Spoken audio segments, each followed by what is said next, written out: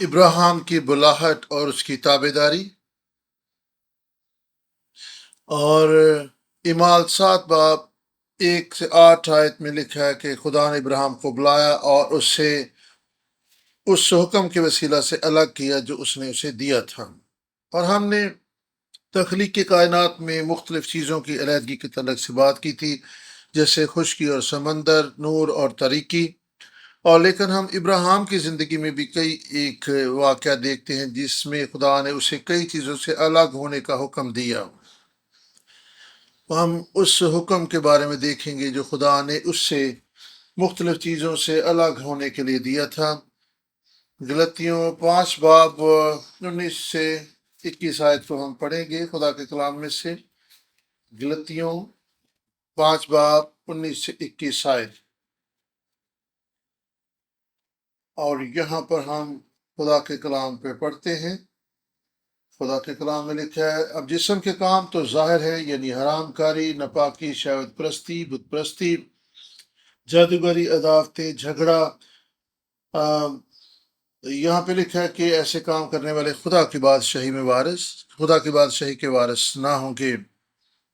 میری دعا ہے کہ میں اور آپ پاک زندگی بسر کریں تاکہ ہم خدا کی بادشاہی میں داخل ہو سکیں، کہ ہمیں پاک ہونے کی ضرورت ہے کیونکہ خدا کہتا ہے میں پاک ہوں اس لیے تم بھی پاک ہو۔ خدا نے سب سے پہلے ابراہیم کو حکم دیا کہ وہ اپنے ملک کو چھوڑ کر وہاں سے آگے بڑھے۔ اعمال 7 باب۔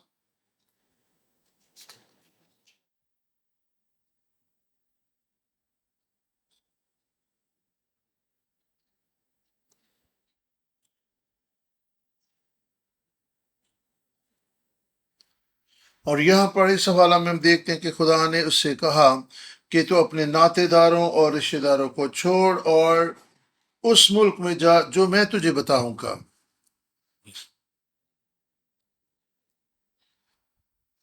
ہر شخص کی جو پہچان ہوتی ہے اس کا ملک، اور اس کا یہ فخر ہوتا ہے، اس کا گھر بار، اس کی پہچان ہوتی ہے، اس کی دولت ہوتی ہے۔ آپ کو خدا کی بادشاہی میں جانے کے لیے ایک نئی پہچان حاصل کرنا ہوگی۔ ہمیں اس دنیا سے امید اور اس دنیا کی چیزوں کی محبت میں گرفتار نہیں ہونا۔ اور عبرانیوں 11 باب اور 6 سے اگر ہم دیکھیں تو یہاں دیکھیں کہ ابراہیم عالم بالا کی چیزوں کی تلاش میں تھا، اور اپنا ملک چھوڑنے کا مطلب یہ ہے کہ آپ آسمان کی بادشاہی کو اپنا ملک جانے اور اس نئی شہریت کے طالب ہوں۔ کسدیوں کے عور سے ابراہیم نکلا جو کہ بت پرستوں کا شہر تھا۔ خدا نے کہا کہ بت پرستی کے شہر کو چھوڑ دے۔ جس جگہ پہ ہم آباد ہیں وہ کیسی جگہ ہے، کیسا شہر ہے، وہاں پر لوگوں کا طرز زندگی، ماحول کیسا ہے، آپ کس مقام پر رہ رہے ہیں، اس کا ماحول اور لوگوں کا طرز زندگی، وہ تہذیب کیسی ہے، ہم کیسے ماحول، کیسے لوگوں، کیسی رفاقت سے گھرے ہوئے ہیں۔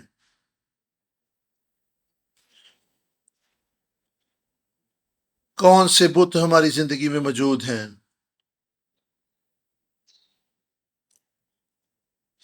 اور اکثر اوقات ہم بتوں کی جو تعریف ہے اس کی طرح سے یہ سیکھتی کہ ہر وہ چیز جس سے ہم خدا سے زیادہ محبت رکھتے ہیں وہ بت ہے۔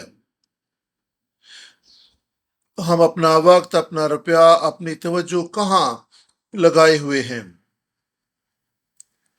ہم خدا کے ساتھ کتنا وقت گزارتے ہیں، اپنا روپیہ پیسہ کہاں پہ لگاتے ہیں، ہماری توجہ، ہماری دلچسپیاں، پسند ناپسند کیا ہے۔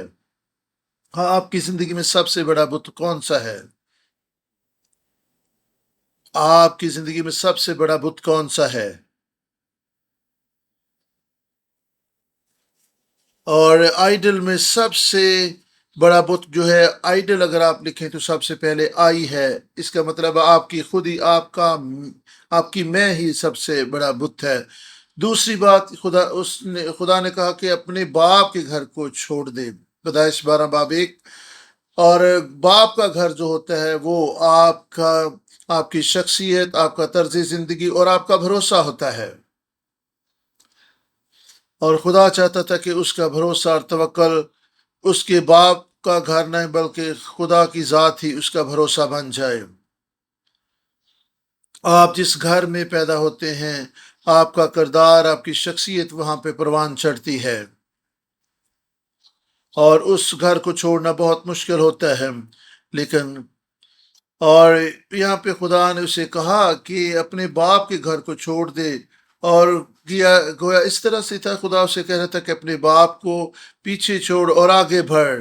اور مصرف بیٹے نے بھی تو اپنے باپ کو رد کیا تھا، اس کو چھوڑ کر آگے چلا گیا تھا، لیکن یہاں پر باپ سے علیحدہ ہونا اور مصرف بیٹے کی مثال میں یہ دو الگ مثالیں ہیں۔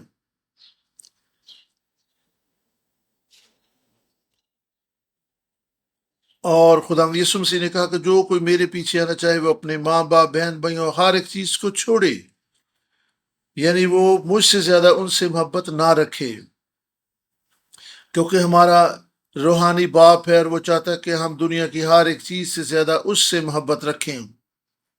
اگر آپ خدا کے فرزند، خدا کے بیٹے اور بیٹیاں بننا چاہتے ہیں تو آپ کو نئی شناخت حاصل کرنا ہوگی۔ اس کا مطلب یہ نہیں کہ اپنے والدین، بہن بھائیوں سے نفرت کریں، اس کا مطلب یہ نہیں کہ ہم ان کی عزت نہ کریں، لیکن یہ خدا کے حکم کا ایک حصہ ہے، اور وہ یہ ہے کہ ہم خدا سے زیادہ اپنے ماں باپ، بہن بھائیوں سے محبت نہ رکھیں، تاکہ وہ ہم میں مسیح کو دیکھ سکیں۔ لیکن یہاں پہ خدا ابراہیم سے کہہ رہا ہے کہ وہ اپنے باپ کے گھر کو چھوڑے۔ خدا یہ چاہتا تھا کہ وہ اپنے آپ کو اس دنیا کا فرزند نہ سمجھے، بلکہ وہ سمجھے کہ خدا ہی اس کا باپ ہے۔ وہ ایک نئی پہچان حاصل کرے، ایک نیا رشتہ استوار کرے۔ ہاں، اور خدا چاہتا تھا کہ وہ اپنے ناطے داروں، رشتہ داروں کو چھوڑے اور حران کی طرف بڑھے، اور خدا چاہتا ہے کہ ہم خدا کی بادشاہی کو اپنا گھر سمجھیں، ہماری سمت، ہمارا طرز فکر سب کچھ بدل جائے، ہماری زندگی کا مقصد جو ہے وہ بدل جائے۔ ابراہیم کی دو بلاہٹیں جو ہیں ہم ان کے تعلق سے سیکھیں گے۔ پہلی بلاٹ یہ تھی کہ خدا نے اسے میسوپوٹامیہ سے، یعنی کسدیوں کے اور سے بلایا۔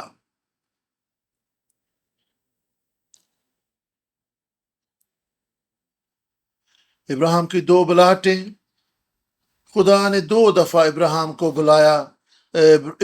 بلایا کہ وہ کچھ جگہوں کو چھوڑ دے، کچھ چیزوں سے الگ ہو جائے۔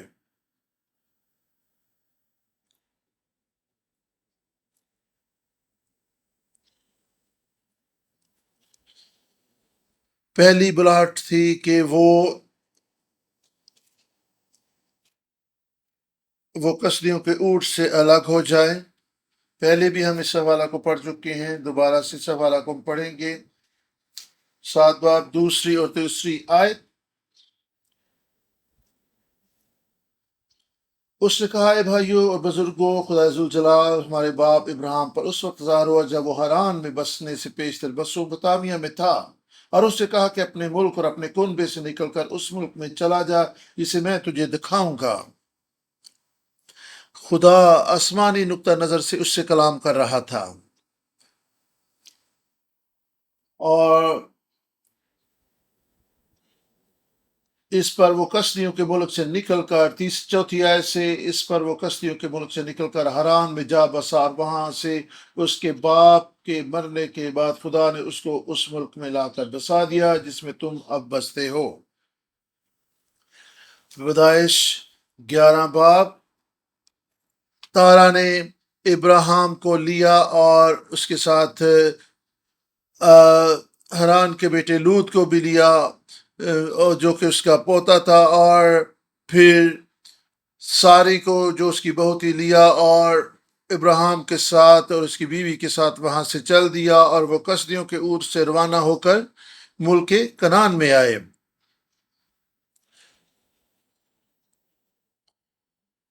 خدا نے کسدیوں کے اور سے ابراہیم کو بلایا، لیکن یہاں پر دیکھیں کہ اس سفر کی قیادت کون کر رہا ہے؟ بت پرست تارا، جو کہ خدا کو بھی نہیں جانتا تھا، وہ اس سارے قافلے کی قیادت کر رہا ہے۔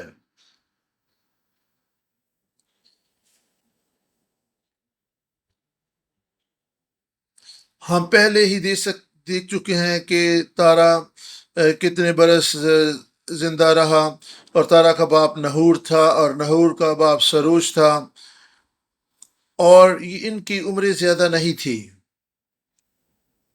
یہ سم سے بھی پہلے وفات پا چکے تھے۔ یہاں پر ہم کیا سرائی کر سکتے ہیں؟ تارا کے حالات اور ماحول اچھا نہیں تھا۔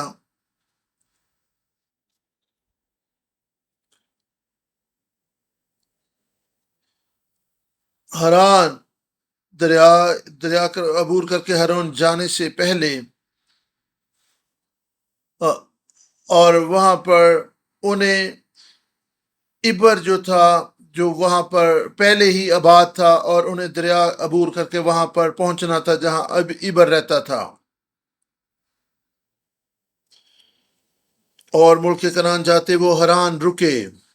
دوسری بلاہٹ،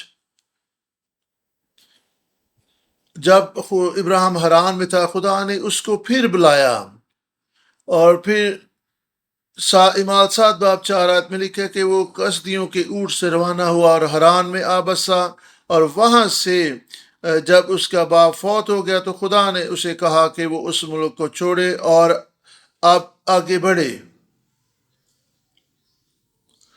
اور اس کے باپ کی وفات کے بعد خدا نے ابراہیم کو وہاں سے نکالا اور وہ وہاں سے آگے بڑھے۔ کسدیوں کے ارون سے وہ حران میں آئے اور حران میں آ کر آباد ہو گئے، اور پھر وہاں پہ خدا نے پھر اسے بلایا، اور پیدائش 12 باب 4 آیت میں ابراہیم وہاں سے نکلا جیسا کہ خدا نے اسے کلام کیا تھا، اور لوط بھی اس کے ساتھ تھا، اور اس وقت ابراہیم کی عمر 75 برس ہو چکی تھی، اور وہ وہاں سے حران سے چل نکلے۔ خدا نے ابراہیم سے کہا کہ اپنے ناطے داروں رشتہ داروں کو چھوڑ اور اس جگہ پر جا، اس ملک میں جا جو میں تجھے دکھاؤں گا۔ پیدائش 12 باب پہلی آیت سے آپ پڑھ سکتے ہیں۔ پیدائش 31 باب کہ تارا نے اپنے بیٹے ابراہیم، لوط اور ابراہیم کی بیوی کو اپنے ساتھ لیا، اور وہ کسدیوں کے اونٹ سے روانہ ہوئے، اور وہ ملک کنعان کی طرف چل نکلے، لیکن وہ حران میں آ کر بس گئے۔ لیکن اب خدا نے اس سے کہا کہ اپنے ناطے داروں، رشتہ داروں اور باپ کے گھر سے نکل اور اس ملک میں جا جو میں تجھے دکھاؤں گا۔ ابراہیم وہاں سے نکلا جیسا کہ خدا نے اسے حکم دیا تھا۔ اس وقت ابراہیم کی عمر 75 برس ہو چکی تھی، اور وہ حران میں آیا۔ پیدائش 12 باب میں ہم دیکھتے ہیں کہ پہلی دفعہ خدا نے اسے کسدیوں کے اور سے بلایا، مسوپتامیہ سے، اور دوسری بلاہٹ خدا نے اسے اس وقت آگے بڑھنے کے لیے کہا جب حران میں اس کے باپ کی وفات پا چکی تھی۔ اور یہاں پر ہم دیکھ سکتے ہیں کہ ان دونوں بلاہٹوں میں ایک فرق پایا جاتا ہے۔ پہلی بلاہٹ خدا نے اسے اپنے گھر بار، ملک، رشتہ داروں سے الگ ہونے کے لیے کہا، اور حران میں اس کا باپ بھی موجود تھا اور اس کے رشتہ دار بھی موجود تھے، اور ایسا نہیں کہ تارا لوط تھے بلکہ اور رشتہ دار بھی وہاں پر موجود تھے۔ خدا چاہ رہا تھا کہ وہ ان سب سے الگ ہو جائے۔ اعمال 7 باب 4 آیت، ابراہیم نے یہاں پر ہم دیکھتے ہیں کہ کسدیوں کے اونٹ کو چھوڑا، اور خدا نے اس سے کہا کہ اپنے رشتہ داروں، ناطے داروں کو چھوڑ اور اس ملک میں جا جو میں تجھے دکھاؤں گا۔ اعمال 7 باب 2 سے 3 آیت، پہلی دفعہ خدا نے کسدیوں کے اونٹ سے اسے بلایا، دوسری بلاہٹ خدا نے اسے حران سے بلایا اور کہا کہ اپنے ناطے داروں اور رشتہ داروں کو چھوڑ اور اس ملک میں جا جو میں تجھے دکھاؤں گا۔ یہ دوسری بلاہٹ تھی۔ کیا ہم فرق دیکھ سکتے ہیں؟ پہلی دفعہ اسے اپنے ملک، اپنے رشتہ داروں، ناطے داروں کو چھوڑنا تھا، پیدائش 12 باب میں، اور یہاں پہ خدا پھر اسے کہہ رہا ہے کہ اپنے ملک اور اپنے باپ کے گھر رشتہ داروں کو چھوڑ۔ پہلے حکم میں باپ شامل نہیں تھا، لیکن اب یہاں پر فرق آپ دیکھ سکتے ہیں۔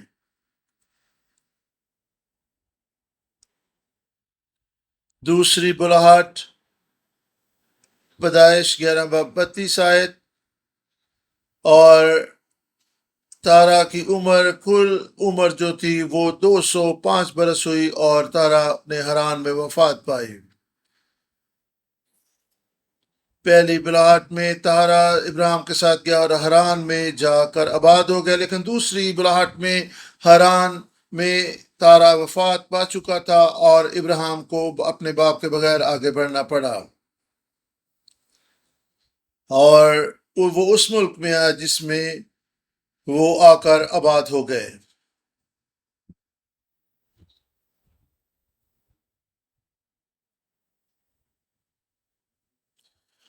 اور حران کو اس نے اس وقت چھوڑا جب اس کا باپ وفات پا چکا تھا۔ کیا آپ اور پیدائش 11 باب 32 آیت، تارا کی عمر 275 برس ہوئی، ہم اس کو پہلے بھی دیکھ چکے ہیں۔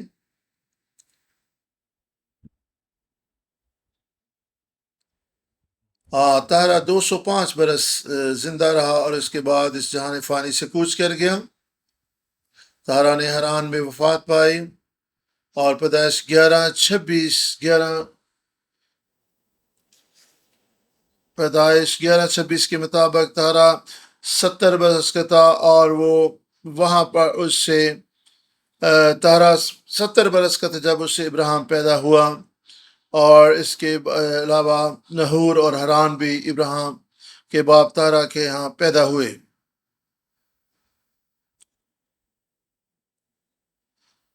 تارا 205 برس کا تھا جب اس سے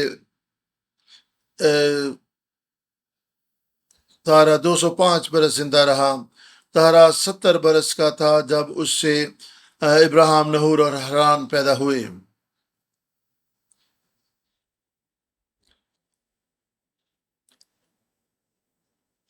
یہاں پر کچھ اعداد و شمار ہم دیکھیں گے۔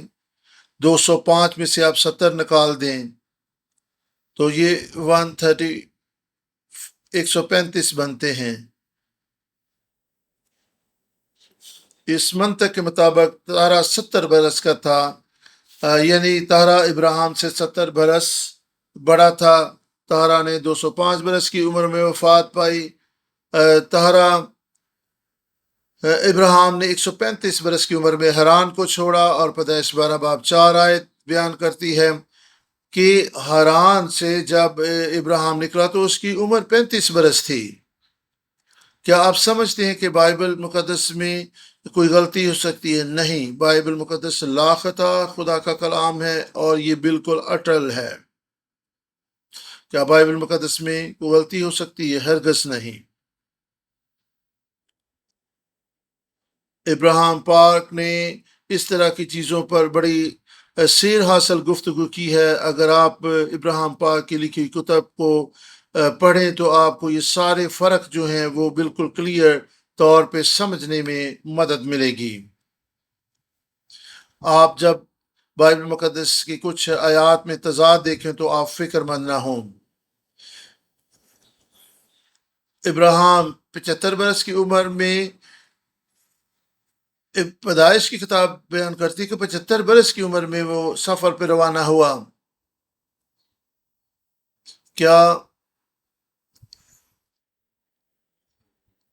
کیا آپ سمجھتے ہیں کہ یہ اعداد و شمار لکھنے میں کوئی غلطی ہوئی ہے؟ ایسا نہیں ہے۔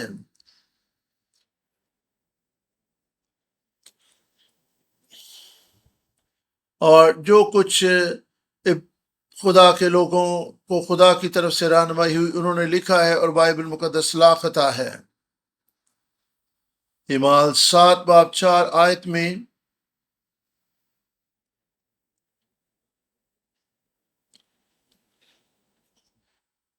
یہاں پر جو لفظ استعمال ہوا یہ موت کے مفہوم دیتا ہے۔ مشرف بیٹے نے اپنے باپ کو مردہ ہی سمجھا تھا جب وہ اپنے باپ کے گھر کو چھوڑ کر چلا گیا تھا، اور پھر وہ خود دکھوں میں پڑ گیا۔ اور مقدس پولس رسول کرنتھس کی کلیسیا میں لکھتا ہے کہ میں ہر روز اپنے جسم کو مارتا کوٹتا ہوں۔ کیا ابراہیم ہر روز خودکشی کرتا تھا اور پھر وہ زندہ ہوتا تھا؟ ہرگز نہیں۔ وہ ابراہیم جو پالوس رسول کہتا ہے کہ ہر روز میں اپنی پرانی انسانیت کو مارتا ہوں، اور پالوس رسول یہ کہتا تھا کہ میں اپنی پرانی انسانیت کو مارتا اور کوٹتا رہتا ہوں۔ ہمیں شریعت سے آزادی مل گئی ہے اور ہم شریعت کے ضابطوں اور تقاضوں سے آزادی پا چکے ہیں، اور اب ہم روح کے نئے طور پہ خدا کی پرستش اور عبادت اور خدمت کرتے ہیں۔ غلطیوں 2 باب کے مطابق ہم مسیح کے ساتھ مصلوب ہو چکے ہیں، اور اب مسیح یسوع ہے جو ہم میں رہتا ہے۔ اور یہاں پر علامتی موت کا ذکر کیا گیا ہے، اور یہاں پر اس حوالہ کو ہمیں سمجھنے کی ضرورت ہے۔ اعمال 7 باب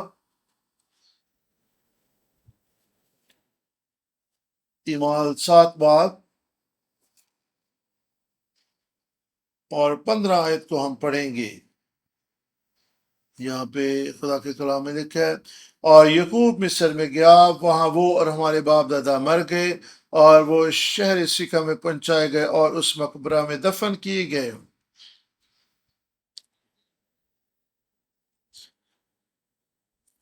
اور یہاں پر تارا کی وفات کے لیے اور لفظ استعمال ہوا ہے، اور یہاں پر یعقوب کی وفات کے لیے اور لفظ استعمال ہوا ہے۔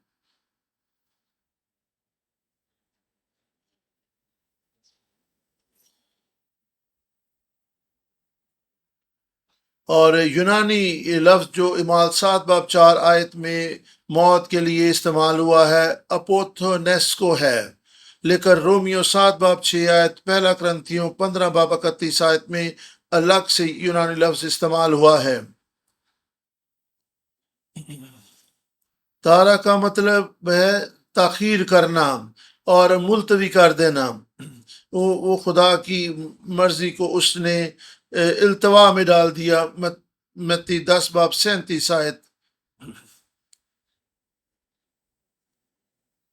اگر تارا واقعی مر چکا ہوتا تو کبھی بھی خدا یہ نہ کہتا کہ اپنے باپ کو چھوڑ کر جا، کیونکہ تارا تو مر چکا تھا۔ ہمیں خدا کی بلاہٹ پر توجہ دینی ہے اور خدا کی بلاہٹ کو پورا کرنا ہے، اور ہمیں ان چیزوں سے الگ ہونا ہے جو خدا کی بلاہٹ کا جواب دینے میں رکاوٹ بنی ہوئی ہیں۔ ہمیں ان ساری دلچسپیوں سے اور اپنے ہر اس مشغلے سے الگ ہونا جو خدا کی بلاہٹ میں رکاوٹ بنا ہوا ہے۔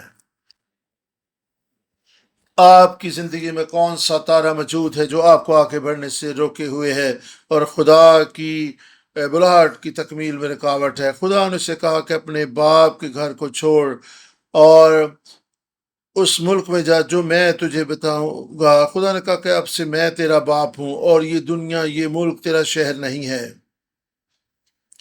تیسری بات، اور پھر پیدائش 13 باب 1 سے 11 آیت میں خدا نے ابراہیم سے کہا کہ لوط کو بھی اپنے سے الگ کر دے۔ آپ کو پتہ ہے کہ ابراہیم اور لوط کے چرواہے جو آپس میں لڑتے جھگڑتے تھے، اور خدا چاہتا تھا کہ کسی بھی اس رشتے ناطے سے الگ ہو جائے جس کے ساتھ وہ جڑا ہوا تھا، اور لوط اب اس کا آخری رشتہ دار رہ گیا تھا جس کا اس کے ساتھ خون کا رشتہ تھا، اور خدا چاہتا تھا کہ وہ اپنی آخری امیر سے بھی الگ ہو جائے، دنیا اور انسان کے ہر ایک تعلق اور رشتے سے وہ الگ ہو جائے۔ اور یہاں پر ابراہیم نے لوط کے سامنے چناؤ رکھا کہ جو بھی جس بھی سمت میں تو جانا چاہے تو جا سکتا ہے۔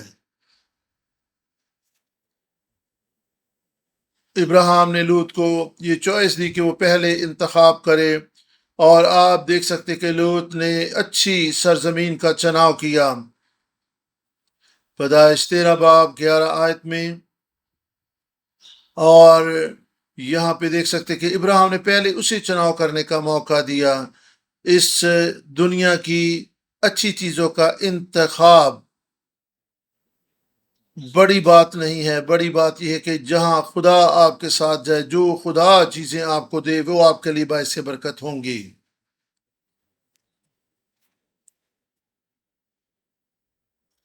اور پھر پیدائش 21 باب 8 سے 21 آیت میں خدا نے کہا کہ اس عورت اور اس کے بیٹے کو بھی بھیج دے، اور اسماعیل جو تھا وہ بھی اس کا بیٹا تھا، اور خدا کی راہوں کو نہ سمجھنے کے نتیجہ میں ابراہیم کہ ہاں یہ اولاد ہاجرہ سے پیدا ہوئی، کیونکہ وہ خدا کے مقررہ وقت کا انتظار نہ کر سکا، اور اس نے ہاجرہ کے ساتھ جسمانی تعلق بنایا، اور اس کے ہاں یہ اولاد پیدا ہوئی۔ اور ہم دیکھ سکتے کہ نوح نے خدا کے حکم کے مطابق کشتی کو بنایا اور ہر اس ہدایت پر عمل کیا جو اسے خدا کی طرف سے ملی تھی، اور خدا نے واضح کہا ابراہیم سے کہ یہ وعدہ کا فرزند نہیں ہے۔ اسماعیل ابراہیم کا بیٹا تھا، اور 13 برس ابراہیم نے اس کے ساتھ وقت گزارا تھا، اور کتنا مشکل تھا کہ ابراہیم اب اسماعیل کو اپنے گھر سے نکالتا، اور اس بات کا اطلاق ہمیں اپنے جسمانی بچوں کے ساتھ نہیں کرنا، اور خدا کا کام کرتے ہوئے، ایمان کے کام کرتے ہوئے ہمیں ہر اس دلچسپی اور محبت سے الگ ہونا ہے جو ہمیں خدا سے دور لے جائے اور خدا کی بلاہٹ اور خدا کے منصوبے کو ہماری زندگی میں پورا کرنے میں رکاوٹ کا باعث ہو۔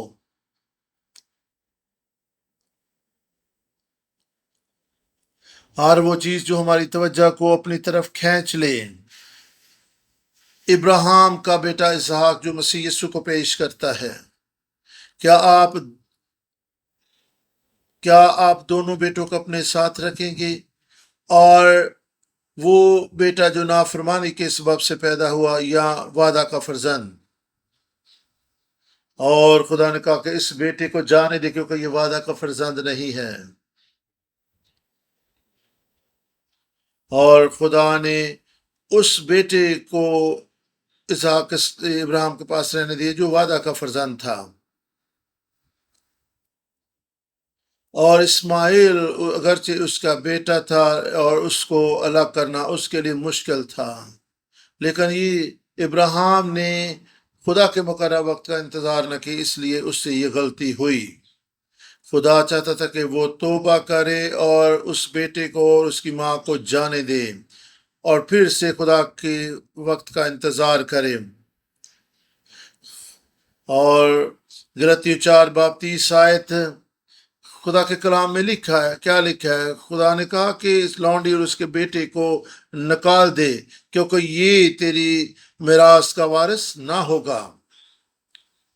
اور پھر آخری بات اور 5ویں بات، خدا نے ابراہیم سے کہا کہ اسحاق کو قربان کر دے، سوختنی قربانی کے طور پہ قربان کر دے۔ پیدائش 22 باب پہلی 2 آیات۔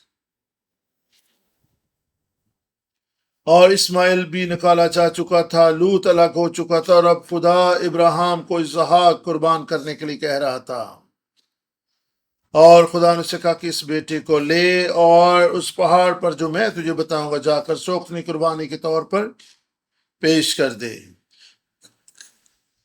آپ کی زندگی میں کون سا اسحاق ہے جسے خدا قربان کرنے کے لیے کہہ رہا ہے؟ اور اسحاق تو اس کی دعاؤں کا جواب تھا، یہ وعدہ کا فرزند تھا، یہ وہ وعد امید تھی جس کے لیے اسحاق ابراہیم زندہ تھا، اور ابراہیم سمجھتا تھا کہ اس کے وسیلہ سے خدا کے وعدے پورے ہوں گے۔ کیا ابراہیم کے لیے یہ مشکل نہیں تھا کہ وہ اس کلام پر شک کرتا۔ کون سا باپ ہے جو اپنے بچے کو ہلاک کر سکتا ہے؟ کون سی ماں جو اپنے بچے کو ہلاک کرے گی؟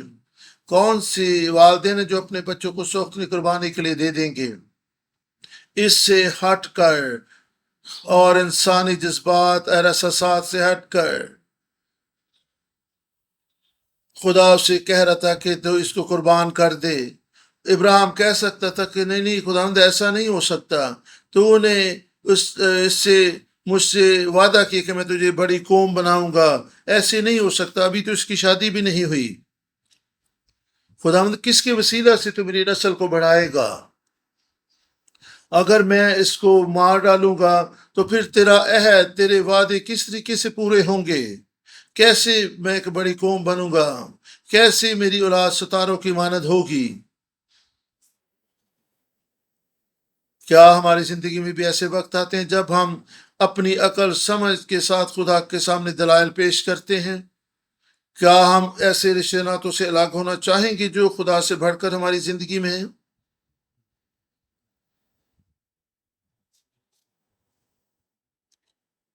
وعدہ کا فرزند، خدا کا وعدہ اس کے وسیلہ سے پیدا ہوا، یہ آخری امید تھی جو رہ گئی تھی۔ کیا خدا کے حکم کی تابع داری کرنا ہمیں مشکل لگتا ہے؟ عبرانیوں 11 باب 17 آیت 18 آیت۔ ابراہیم نے اسحاق ہی سے جب وہ آزمایا گیا تو اسحاق کو قربانی کے طور پر پیش کیا، جس کے ساتھ وعدے بھی تھے، اور یہ اس کا اکلوتا بیٹا تھا۔ اور اب خدا نے اسے کہا تھا کہ ابراہیم کو لے اور اسے سوختنی قربانی کے طور پر پیش کر دے۔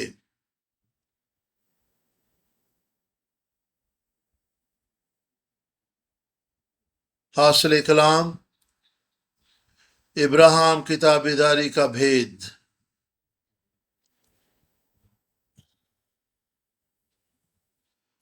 عبرانیوں 11 باب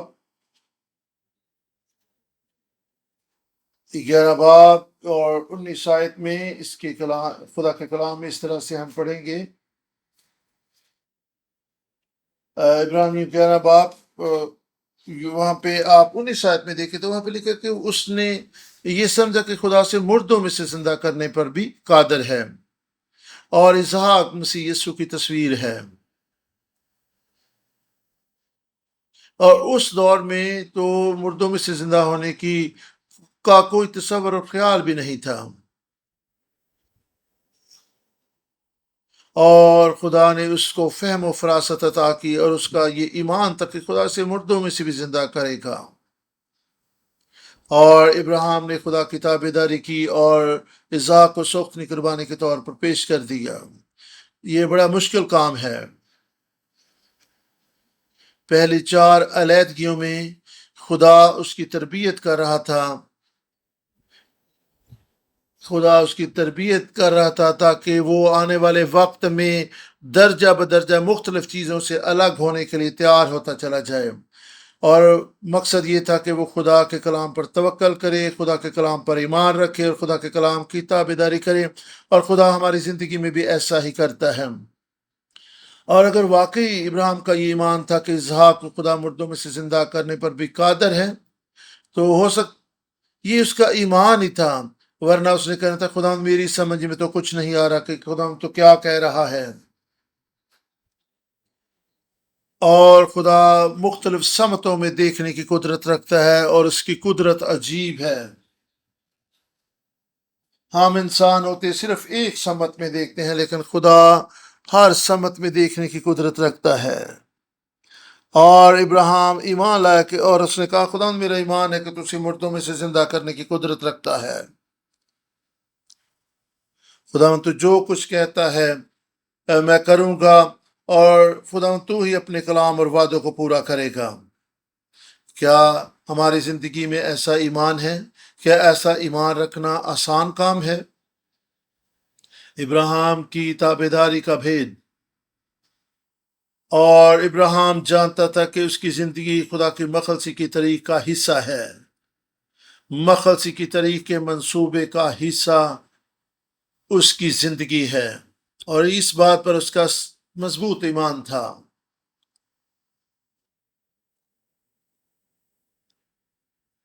ابراہیم اسحاق کا باپ تھا۔ ابراہیم اپنے اکلوتے بیٹے کو قربان کر رہا تھا، جس طرح خدا نے اپنے اکلوتے بیٹے کو اس دنیا میں بھیجا اور قربان کیا، اور یہ آنے والے وقت کی تصویر کشی تھی۔ یہ مسیح یسوع کی مصلوبیت کی طرف اشارہ تھا۔ یہ خدا کی کہانی کا اختتام نہیں ہے، ہمیں خدا کی مخلصی بخش طریق کے منصوبے کا حصہ بننا ہے۔ ابراہیم نے جوانوں سے کہا کہ تم گدھے کے ساتھ یہاں پر ٹھہرو، میں اور یہ لڑکا آگے جائیں گے، خدا کو سجدہ کریں گے اور پھر لوٹ آئیں گے۔ پیدائش 22:25 آیت۔ ابراہیم نوکروں سے کیا کہہ رہے ہیں کہ تم یہاں پر ٹھہرو، ہم جائیں گے اور واپس لوٹ آئیں گے۔ یہاں پر جمع کا صیغہ استعمال ہوا ہے۔ اس نے یہ نہیں کہا کہ میں لوٹ آؤں گا، لیکن خدا نے ابراہیم نے کہا کہ ہم واپس لوٹ آئیں گے۔ اور جب انہوں نے آگے جانا تھا تو صرف ایک نے واپس لوٹنا تھا، کیونکہ اسحاق کو تو قربان کر دیا جانا تھا۔ کیا ابراہیم نوکروں سے جھوٹ بول رہا تھا یا ان کے ساتھ کوئی دھوکہ دہی کر رہا تھا؟ میں سمجھتا ہوں کہ یہ ابراہیم کا ایمان تھا۔ اس نے کہا کہ ہم واپس آ جائیں گے، اس نے جھوٹ نہیں بولا تھا۔ پیدائش 22:7-8 آیت۔ اسحاق نے ابراہیم سے پوچھا کہ اے باپ، اس نے کہا میں حاضر۔ اس نے کہا کہ دیکھ، آگ اور لکڑیاں تو ہیں، لیکن سوختنی کی قربانی کے لیے برہ کہاں پہ ہے؟ اور ابراہیم نے اس سے کہا کہ خدا ہی اپنے لیے سوختنی قربانی کا برہ مہیا کرے گا، اور وہ دونوں آگے بڑھے۔ آپ دیکھ سکتے ہیں کہ یہ کس قدر ابراہیم کے لیے کربناک لمحہ ہوگا جب اس نے اسحاق نے پوچھا کہ قربانی کے لیے برہ کہاں پہ ہے، لیکن ابراہیم نے کہا کہ خدا ہی اپنے لیے مہیا کرے گا۔ یہ ہے ایمان۔ اور اس ترجمہ عبرانی میں جو ترجمہ ہے وہ یہ ہے،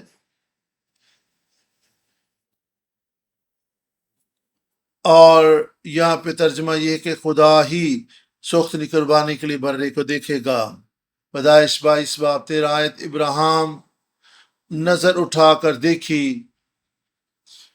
اٹھائی اور دیکھا، اور اس نے دیکھا کہ جھاڑیوں میں ایک برہ ہے جس کے سینگ جو ہے وہ جھاڑیوں میں پھنسے ہوئے ہیں، اور ابراہیم وہاں پر گیا، اس برے کو لیا اور اسے سوختنی قربانی کے لیے اسحاق کی جگہ پر اس کو قربان کر دیا۔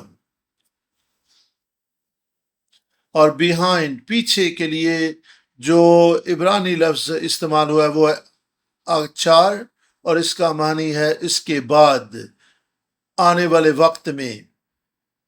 اور آپ دیکھ سکتے کہ آنے والے وقت میں خدا نے اپنے بیٹے یسوع کو اس دنیا میں بھیجا اور اسے قربان کیا، اور ابراہیم کو زندگی کا بھید سمجھ آ گیا۔ متی 22:32۔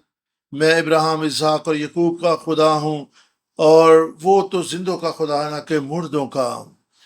ابراہیم، اسحاق اور یعقوب تو مر گئے، لیکن یہاں پر پھر بھی لکھا کہ میں زندوں کا خدا ہوں۔ اس کا مطلب ہے کہ خدا ان کا خدا ہے جو ایمان رکھتے ہیں اور وہ زندہ لوگ ہوتے ہیں۔ میں سمجھتا ہوں کہ اب وقت اختتام کی طرف بڑھ رہا ہے۔ اس سے پہلے کہ اختتام کی طرف بڑھے، میں آپ کو ایک چیز دکھانا چاہتا ہوں۔ یہ سوختنی قربانی جو ہے، اسحاق کو سوختنی قربانی کے لیے اس جگہ پر قربان کر دیا جانا تھا، یہ مسیح یسوع کی مصلوبیت کی تصویر ہے۔ سوختنی قربانی میں شریعت کی تکمیل کی جاتی تھی، اور اس کے مطابق سوختنی قربانی کے 6 ٹکڑے کیے جاتے تھے اور ان کو آگ میں جلایا جاتا تھا۔ اور گناہ جو ہے جس کے سبب سے زوال آیا، یہ اور سر کو الگ کیا جاتا تھا اور چاروں اعضاؤں اور بدن کو الگ کیا جاتا تھا،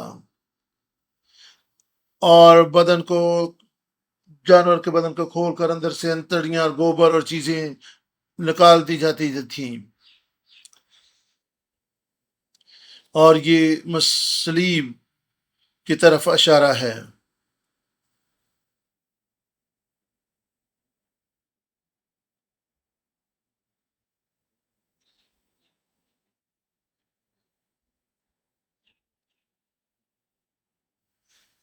میری ڈرائنگ اتنی اچھی نہیں ہے، یہاں پہ آپ سلیب دیکھ سکتے ہیں، اور سلیب پر لٹکنے والا دم گھٹنے سے، موسم کی شدت سے، پیاس سے مر جاتا تھا، اور یسو اسی دن مر گیا تھا، حالانکہ مصلوب کیے جانے والے لوگ 2-4 دن، ہر ہفتہ 2 ہفتے بھی سلیب پر لٹکے رہتے تھے۔ مصلوبیت بڑا کربناک سزا تھی، اور دنیا کی تاریخ میں سزائے موت کا ایک ظالمانہ طریقہ بیان کیا جاتا ہے، اور یہ انتہائی تکلیف دہ موت ہوتی تھی، اور یہ سزا انتہائی برے لوگوں کو دی جاتی تھی، جنہوں نے بہت ہی گھرونے قسم کے جرم کیے جاتے تھے۔ جب کوئی شخص صلیب پر لٹکا ہوتا تھا تو اس کا جو ہنسلی کی ہڈی جو تھی وہ باہر نکل آتی تھی، اس کا دم گھٹنا شروع ہو جاتا تھا، اور یہاں پر پاؤں کے نیچے انہوں نے نیچے ایک سہارا دیا ہوتا تھا لکڑی کا، اور اس پر پاؤں رکھے ہوتے تھے، اور جب ان کا بدن نیچے کی طرف لٹکتا تھا تو وہ اس پر پاؤں رکھ کر سہارا دے کر اوپر کی طرف اپنے بدن کو اٹھاتے تھے، اور کئی دن طریقے سے وہ کربناک اذیت میں مبتلا رہتے تھے۔ اور اور بھی تکلیف دہ منظر یہ ہوتا تھا کہ مجرم کے بیوی بچوں کو اس کے سامنے لایا جاتا تھا، اور وہ بھی اس طریقے سے دکھ اٹھاتے، اور وہ مجرم اپنے بچوں کو دیکھتا، اور اس کے لیے یہ انتہائی تکلیف دہ لمحہ ہوتا تھا،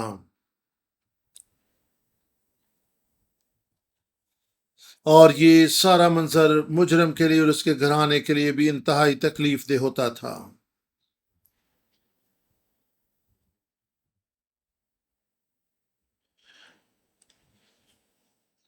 اور یہاں پر یہ سورج ہے، اور سورج کی تپش جو تھی، جھلسا دینے والی گرمی اور تپش اس کے بدن کو جلاتی تھی، کیونکہ اس کا بدن برہنہ ہوتا تھا، اس پر کپڑے نہیں ہوتے تھے، اور وہ پیاس سے بھی اندر سے جل رہا ہوتا تھا، اور اندرونی اعضاء جو تھے وہ بھی خشکی کا شکار ہو جاتے، اور وہ بھی اندر سے جل رہے ہوتے تھے۔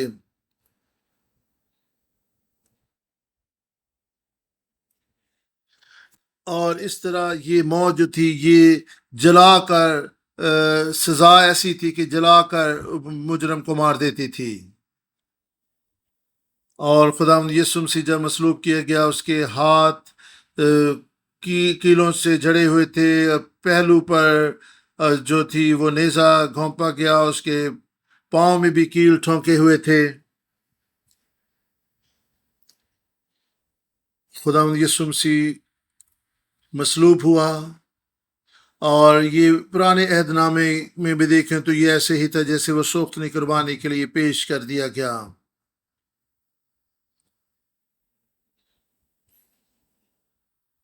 اسحاق جو تھا وہ خدا یسوع مسیح کی مصلوبیت کی تصویر کشی کرتا ہے، اور خدا یسوع مسیح نے اپنے اکلوتے بیٹے کو قربان کر دیا تاکہ بہت سی روحانی نسل پیدا ہو۔ غلطیوں 3 باب، ہم یسوع مسیح پر ایمان رکھنے کے سبب سے ہم ابراہیم کی نسل میں شامل ہوتے ہیں۔